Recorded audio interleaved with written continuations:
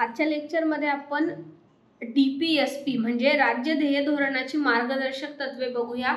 आपण भारतीय राज्यघटनेची ठळक वैशिष्ट्ये बघतो आहोत आणि भारतीय राज्यघटनेचं एक ठळक वैशिष्ट्य हे आहे की भारतीय राज्यघटनेमध्ये जी राज्य संस्था आहे, जे स्टेट आहे, त्या राज्य संस्थेला मार्गदर्शन करण्यासाठी काही मार्गदर्शक तत्वांचा उल्लेख घटनाकारांनी केलेला आहे आणि या मार्गदर्शक तत्वाबद्दलच्या सगळ्या गोष्टी आपण या लेक्चरमध्ये आज बघणार आहोत।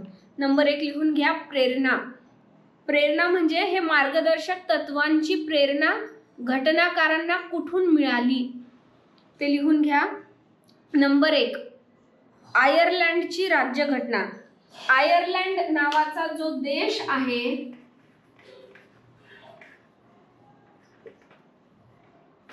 या आयर्लंड नावाच्या देशामध्ये, त्या देशाच्या राज्यघटनेमध्ये सुद्धा तिथल्या घटनाकारांनी जे राज्य चालवणार आहेत त्या राज्य चालवणाऱ्या राज्य म्हणजे काय म्हणतात, राज्य संस्थेसाठी काही मार्गदर्शक तत्वे नमूद केलेली आहेत। तर मग ते तिथलं बघून भारतीय घटनाकारांनी पण ते केलं। नंबर 2 1935च्या नंबर 1 आपण बघितलं प्रेरणा बघतोय आपण।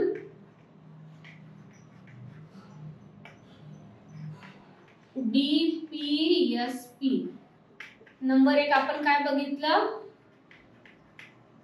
आयर्लंडची राज्य घटना। नंबर 2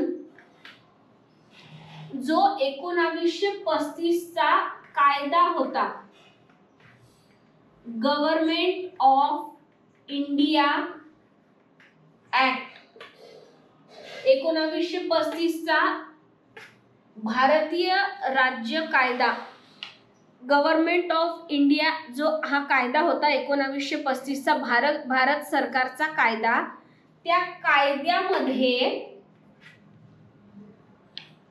इन्स्ट्रुमेंट ऑफ इन्स्ट्रक्शन्सचा समावेश केला होता। इन्स्ट्रुमेंट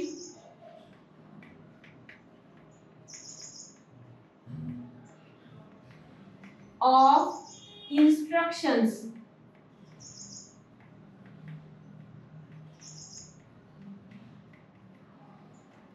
आता इन्स्ट्रक्शन्स म्हणजे काय, सूचना, आणि इन्स्ट्रुमेंट म्हणजे काय, आपण काय म्हणू शकतो, संच किंवा साधन। ठीक आहे, म्हणजे या 1935 च्या कायद्यामध्ये काय केलं होतं, अर्थात आपल्याला माहिती हा कायदा कोणी केला होता, ब्रिटिशांनी केला होता। तर त्यांनी राज्यकर्त्यांना काही सूचना दिल्या होत्या आणि त्या सूचनांचा संच त्यांनी या कायद्यामध्ये केला होता। तर तिथून पण घटनाकारांना प्रेरणा मिळाली। नंबर किंवा त्याला आपण सूचना पत्र म्हणू शकतो किंवा सूचनांचा संच किंवा सूचना पत्र असं आपण त्याला मराठीत म्हणू शकतो। ठीक आहे, आता हे झाली प्रेरणा की कुठून हे आले। आता पुढे लिहा DPSP वरील टीका। ह्या DPSP ची प्रेरणा आपण बघितली, आता DPSP वरील टीका, काय टीका होते यावर, किंवा भारतीय राज्यघटनेमध्ये या DPSP चा समावेश झाल्यामुळे काय काय द्वंद्व निर्माण झालेले आहेत, काय काय गोंधळाची परिस्थिती न्यायालयासमोर उद्भवली आहे, हे आपल्याला समजून घ्यायचं आहे। आणि हे समजून घेणं महत्त्वाचं आहे, कारण याच्यावर सामान्य अध्ययन म्हणजे GS2 मध्ये पण प्रश्न येऊ शकतात आणि इथे पण पॉलिटिकल ऑप्शनल विषयामध्ये पण याच्यावर प्रश्न येऊ शकतात। आणि कारण का प्रिलियम्स साठी सुद्धा हा महत्त्वाचा भाग आहे, प्रिलियम्स मध्ये पण याच्याशी संबंधित एखादा प्रश्न तरी येतोच, बरोबर। तर ठीक आहे, नंबर 1 ची टीका लिहा, किंवा असं लिहून घ्या, DPSP वरील वादविवादास, DPSP वरील वादविवादास एक वैधानिक आयाम आहे। वैधानिक म्हणजेच कायदेशीर, लीगल, एक वैधानिक आयाम आहे, म्हणजे काहीतरी लीगल वादविवाद। हा म्हणजे जनरली वादविवाद कसे असतात, तर कधी कधी वादविवाद हे दोन माणसांमधले असतात, दोन व्यक्तींमधले असतात. कधी कधी वादविवाद हे दोन राज्यांमधले असतात. समजा महाराष्ट्र आणि गुजरात दोन राज्य, एखाद्या म्हणण्यावरून महाराष्ट्र राज्याचं म्हणणं काही वेगळं आहे, गुजरात राज्याचं वेगळं आहे, तर वादविवाद माणसांमध्ये असतो. पण कधी कधी काही वादविवाद हे कसे असतात, कायदेशीर स्वरूपाचे वादविवाद असतात, जे कायद्याचे अभ्यासक असतात. तर काही अभ्यासकांना हे वाटत असतं, काही अभ्यासकांना ते वाटत असतं. म्हणून ते जे कधी कधी वादविवाद असतात ते त्याचा लीगल आयाम असतो, वैधानिक आयाम असतात. लिहा, राज्यघटना हा मूलभूत कायदा आहे.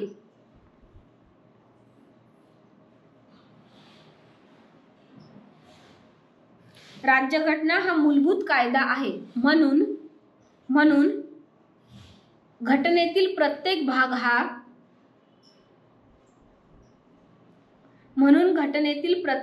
हा न्यायालयीन उपयोजनात्मक असावा. न्यायालयीन उपयोजनात्मक असावा. त्याला इंग्लिश शब्द आहे एन्फोर्समेंट.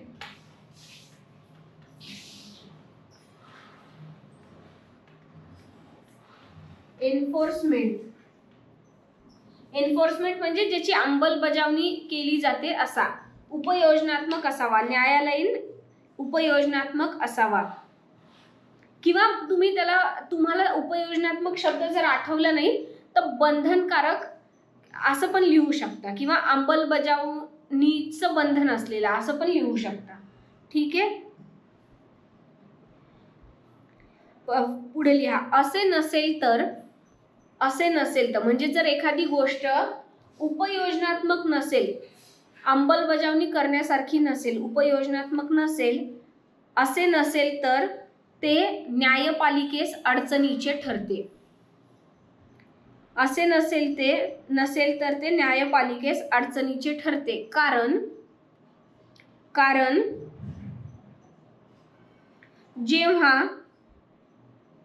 जेव्हा उपयोजनात्मक नसलेला भाग उपयोजनात्मक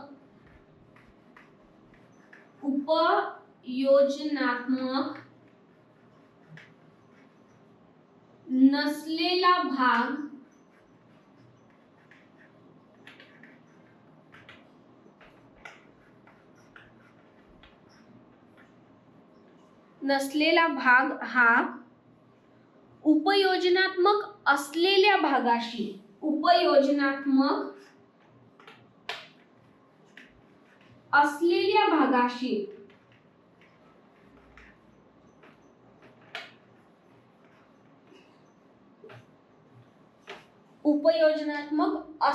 भागाशी विसंगत होतो तेव्हा कॉन्ट्राडिक्टरी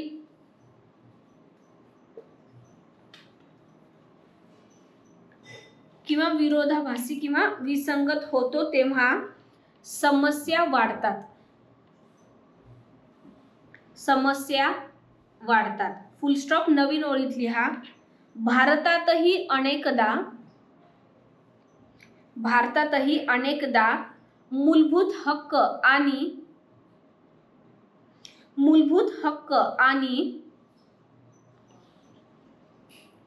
DPSP म्हणजे याला आता आपण शॉर्टकट मध्ये राज्य ध्येय धोरणाची मार्गदर्शक तत्वे, DPSP, fundamental rights and DPSP. आता तुम्हाला शॉर्टकट मध्ये कसं लिहायचं ते लिहा.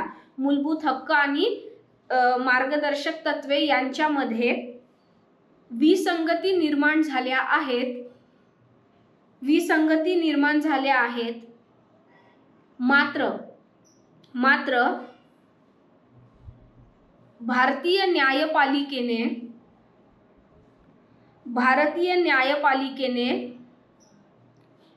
आता हे आधी इंग्लिश लिहून घ्या, मग मराठीत लिहू. हार्मोनस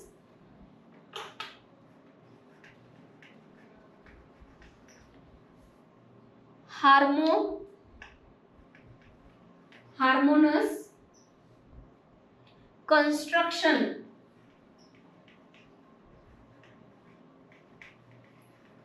हार्मोनस कन्स्ट्रक्शन चे तत्व स्वीकारले असल्याने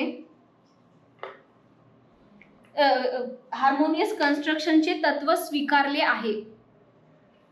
हार्मोनस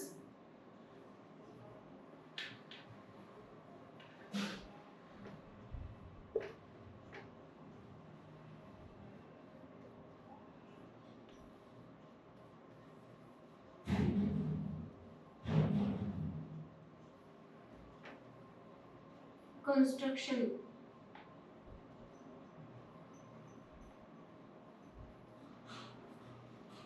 म्हणजे डीपीएसपी म्हणजे मार्गदर्शक तत्वे आणि फंडामेंटल राईट्स. आता यातला उपयोजनात्मक नसलेला भाग कुठला आहे? अर्थातच हे मार्गदर्शक तत्वे जे आहेत ते उपयोजनात्मक नाहीयेत राज्यघटनेमध्ये सांगितल्याप्रमाणे.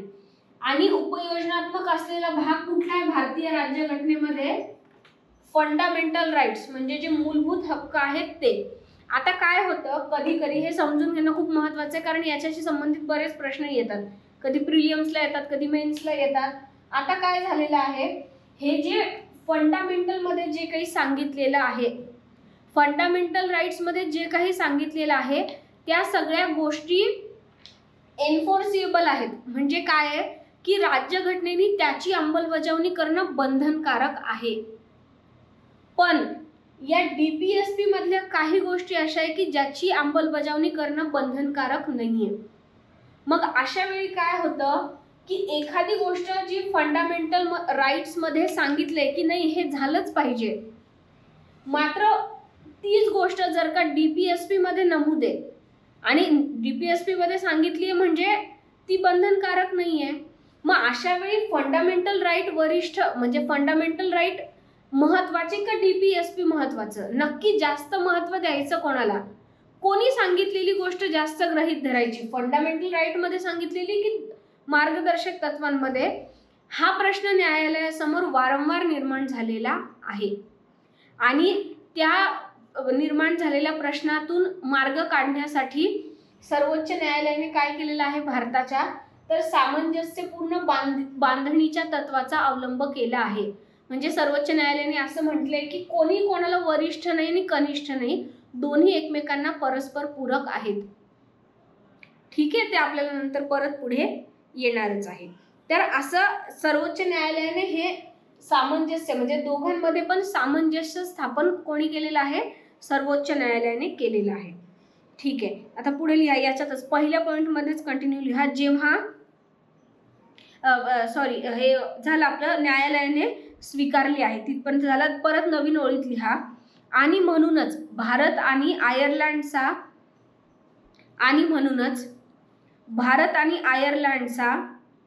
दुर्मिळ अपवाद वगळता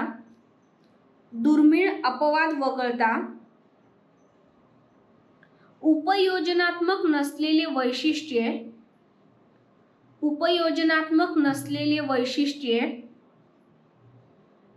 इतर कोणत्याही देशांच्या राज्यघटनेत आढळत नाहीत.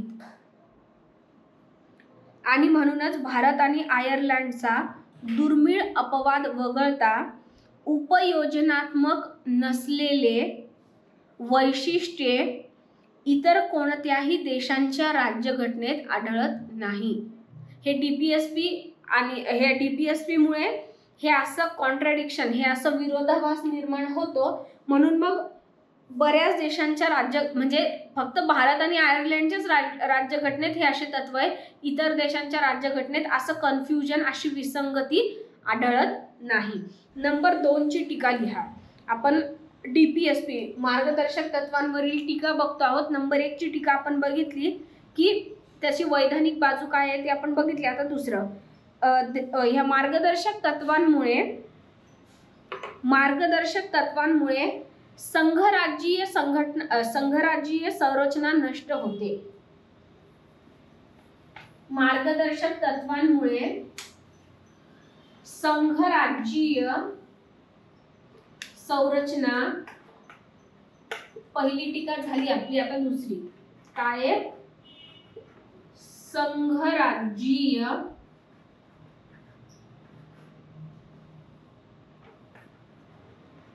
संरचना नष्ट होते. याला इंग्लिश मध्ये फेडरल स्ट्रक्चर असं म्हणू शकतो आपण. ठीक आहे, लिहा, पुढे लिहा. कारण जे विषय राज्यघटनेच्या भाग 4 मध्ये म्हणजेच DPSP मध्ये जे विषय राज्यघटनेच्या भाग 4 राज्यघटनेच्या भाग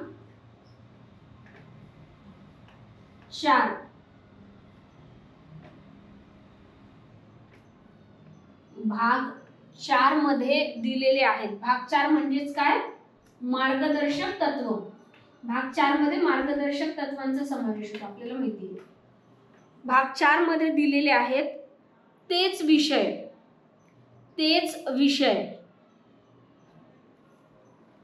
मुख्यतः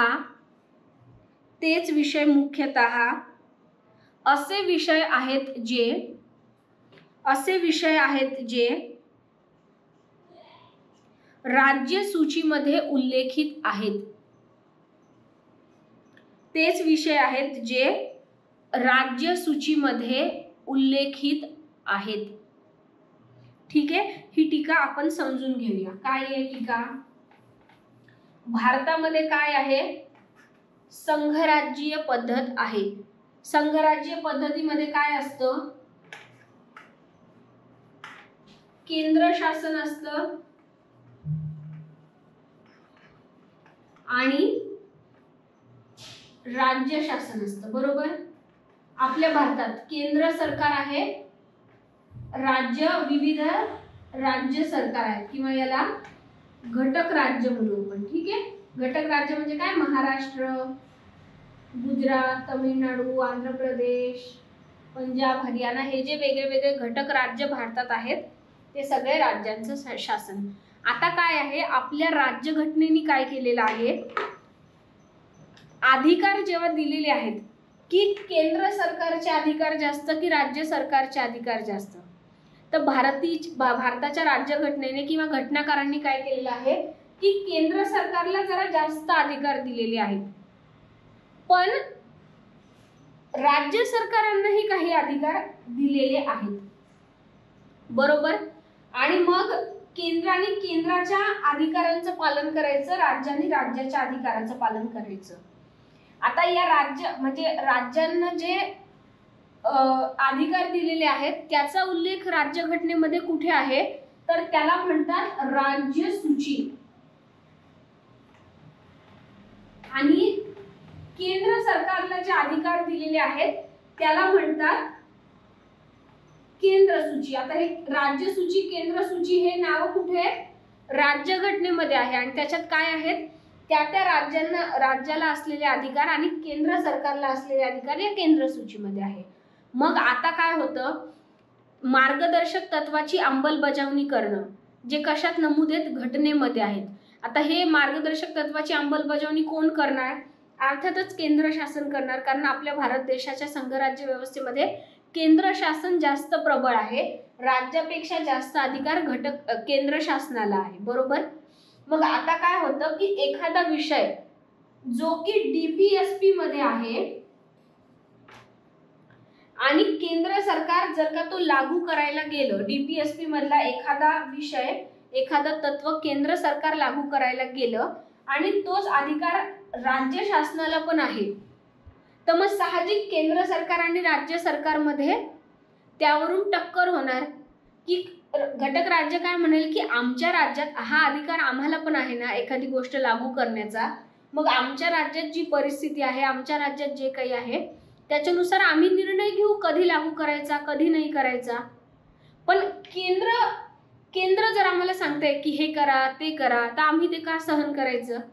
विशेषतः हे कधी घडतं की केंद्रामध्ये वेगळं शासन असेल आणि राज्यामध्ये वेगळं शासन असेल, म्हणजे वेगवेगळ्या राजकीय पक्षांचं जर का शासन असेल आणि ऑलरेडी त्यांच्यामध्ये द्वंद्व असेल, तर किंवा घटक राज्य असं म्हणू शकतं की केंद्र सरकारने आम्हाला या तत्वाची अंमलबजावणी करायला सांगितलंय, पण सध्या तो आमच्या प्राधान्यक्रमाचा विषय नाहीये आम्ही ठरवू त्याचं पालन कधी करायचं.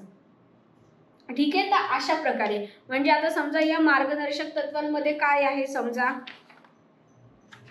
तर याच्यामध्ये मार्गदर्शक तत्वांमध्ये काय आहे की गाय आहे, गायीची हत्येवर बंदी आणावी असं या मार्गदर्शक तत्वामध्ये सांगितलेलं आहे. पण एखादं राज्य आहे की ज्या राज्याने गोहत्या बंदीचा कायदा केलेला नाहीये, मग जर केंद्र सरकार त्यांना म्हणत असेल की नाही तुम्ही तुमच्या राज्यात गोहत्येला बंदी आणा, तर केंद्र घटक राज्य काय म्हणेल की अहो आमच्या राज्य सूचीमध्ये दिलेलं आहे ना की ती बंदी आणायची की नाही, तो आमचा अधिकार आहे, आम्ही ठरवू, तुम्ही का आम्हाला सांगताय. असं काय होतं, या दोघांमध्ये निर्माण होतो संघर्ष. मग वाद जातो सर्वोच्च न्यायालयात, मग किती किती किती काळ ते सर्वोच्च न्यायालयाचा पण वेळ जातो सांगायला. तर अशा प्रकारचे द्वंद्व तिथे निर्माण होतात. ठीक आहे, पुढचं लिहा. आणि मग यामुळे काय होतं, ही जी संघराज्यीय संरचना आहे ती नष्ट होते. नष्ट म्हणजे काय, तर याला याचे अधिकार आहे, याला याचे अधिकार आहे, पण काही अधिकार असे आहेत की जे दोघांना आहे. मग अशा वेळी तिथे विसंगती निर्माण होते.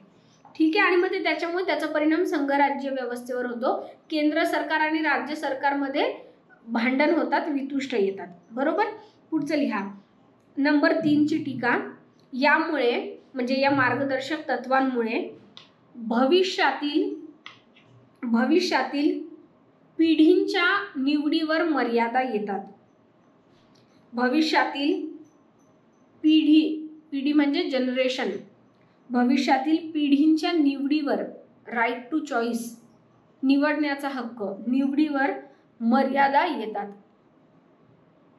आता हे कसं, तर आपली राज्यघटना निर्माण केलेल्यांनी काय केलेलं आहे की पुढच्या काळातल्या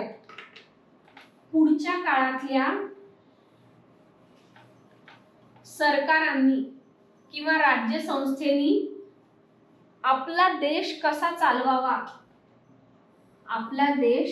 चालवावा हे सांगून ठेवलं आहे राज्यघटनेमध्ये, आणि त्याला त्यांनी नाव दिलेलं आहे की मार्गदर्शक तत्व. ठीक आहे, हे मार्गदर्शक तत्व आपल्याला घटनाकारांनी दिलेली आहेत. आणि घटनाकारांना काय अपेक्षित आहे की यात हे जे मार्गदर्शक तत्व दिलेले आहेत ना, त्याच्या आधारे आपल्या देशाची पुढची वाटचाल करावी. ठीक आहे, पण आता जे भविष्यातल्या पिढ्या आहेत, जरुरी नाहीये की त्यांनी याच तत्वांवर आधारित त्यांचं राज्य चालवावं. राज्य कसं चालवावं ही त्यांची निवड असली पाहिजे ना, ते त्यांच्यानुसार ठरवतील. हे तत्व कधी नमूद केलेले, राज्यघटना निर्माण झाली 1950च्या वेळी. आता वर्ष कुठलं चालू आहे समजा 2024. मग म्हणजे भविष्याच्या पिढीला जर वाटलं की यातलं एखादं तत्व आता आपल्याला नाही पालन करायचं किंवा यातल्या कुठल्याच तत्वांचं पालन आपल्याला नाही करायचं, मग त्यांच्या निवडीवर बंधनं पण येतात ना याने. तर ही सुद्धा टीका याच्यावर केली जाते. आता असे हे 3 टीका आपण याच्यावरच्या बघितलेल्या आहेत. आता आपल्याला बघायचं आहे की हे मार्गदर्शक तत्व आणि मूलभूत हक्क, ज्याला फंडामेंटल राईट्स म्हणतो, यांच्यामध्ये काय संबंध आहे. हा संबंध आपल्याला बघायचा आहे आणि हे आपल्याला समजून घेणं हे सुद्धा तितकंच महत्त्वाचं आहे. ते आपण पुढच्या लेक्चरमध्ये बघूया.